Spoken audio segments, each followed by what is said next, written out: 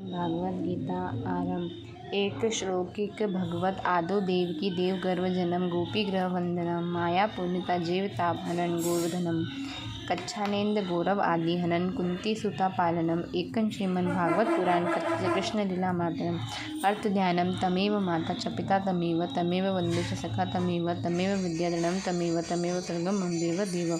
श्री गणेशाय नमः। श्री कृष्ण शरणम नमः। श्रीमद्भागवत गीता आरंभ। श्री ओम नमो भगवते वासुदेवाय वासुदेव विश्वेश्वराय आदि पुरुष पारंपरिक अल्लेख पुरुषनायम दो जगत बंधु ज्योति रूप ज्योत स्वरूप जिनकी जान हार हरि यश मांगन नायो दास प्रभु के वार। श्रीमद्भागवत गीता के 8वें अध्याय आरंभ। अर्जुन ने कहा, हे पुरुषोत्तम, वह ब्राह्मण क्या है, अध्यात्म किसको कहते हैं, कर्म क्या है, अतिबुद्ध क्या है और अधिदेव क्या कहलाता है।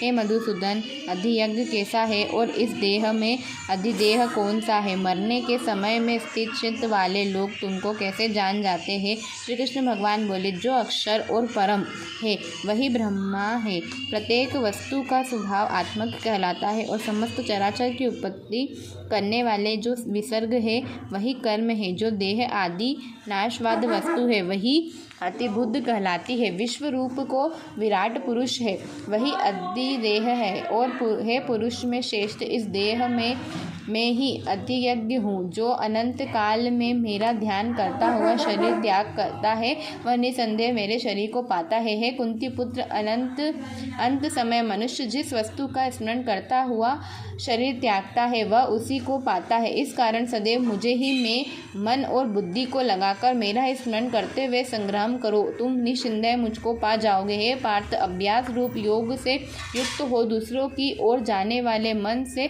सदा चित्त करता हुआ पुरुष परम और द्वितीय पुरुष को ही प्राप्त होता है। अतः जो अंत समय में मन को एकाग्र कर भक्ति पूर्वक योगाभ्यास के बल से दोनों बाहों के मध्य भाग में प्राण को चढ़ाकर सर्वत्र अनादि संपूर्ण जगत के नियता समक्ष से भी सुतर सबके पोषक अचित स्वरूप सूर्य के समान प्रकाशवान तमोगुण के से रहित परम पुरुष का ध्यान करता है वह इसको मिलता है। वेद के जानने वाले जिसको अक्षर कहते हैं वीत राग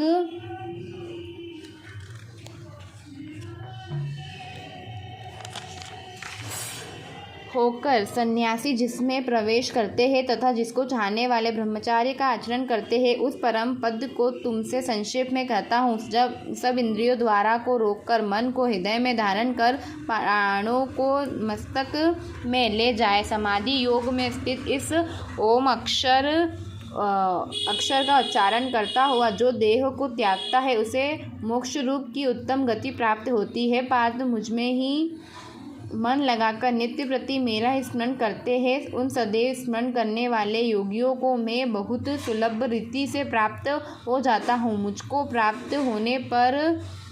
प्राप्त होने पर सिद्धि को प्राप्त करने वाले महात्मागण फिर यह जन्म नहीं धारण करते जो नाशवान और दुख का घर है। अर्जुन, ब्रह्मलोक प्रयत्न जितने लोग हैं वह से लौटना पड़ता है किंतु मुझमें मिलने से फिर जन्म नहीं होता। हजारों महायुगों का एक दिन होता है और हजारों महायुगों की एक रात्रि ब्रह्मांड की होती है। जो इन बातों को जानते हैं वे सब ज्ञाता है। ब्रह्मांड का दिन होने पर अव्यय से सब व्यक्तियों का उदय होता है और रात को उसी में एक हो जाता है। पार्थ, समस्त चराचर की वस्तुओं का यह समुदाय दिन में बार बार उत्पन्न होकर रात्रि में आगमन में लीन हो जाता है। इस अव्यक्त से परे दूसरा सनातन अव्यक्त है जो इन सब नष्ट होने पर भी कभी नष्ट नहीं होता। उस अव्यक्त को ही अक्षर कहते हैं। वही परम गति है जिसको प्राप्त करके फिर संन्यास में नहीं जन्मते। वही मेरा परम धाम है। पार्थ, जिससे अंतर्गत सब प्राणी हैं और जिसने इस समस्त जगत का विस्तार कर रखा है वह श्रेष्ठ पुरुष अन्य भक्ति से ही मिलता है।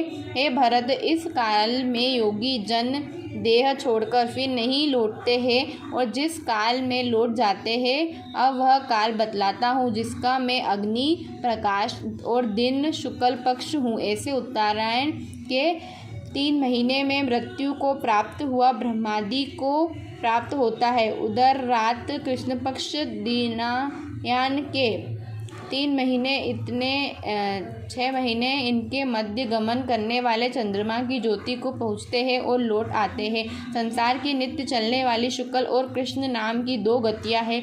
एक से आने पर लौटना पड़ता है और दूसरे पर फिर लौटना नहीं पड़ता है। पार्थ योगी इन दोनों गतियों का वह जानता है, इसी से मोह में नहीं पड़ता। अथवा हे अर्जुन, तुम सदा युक्त हो वे यज्ञ तप और दान में जो पुण्य फल बतलाए गए हैं, योग से उन सबको अधिक ऐश्वर्य प्राप्त होता है और सर्वज्ञ आदि स्थान प्राप्त होता है। श्रीमद् भागवत गीता का 8वां अध्याय।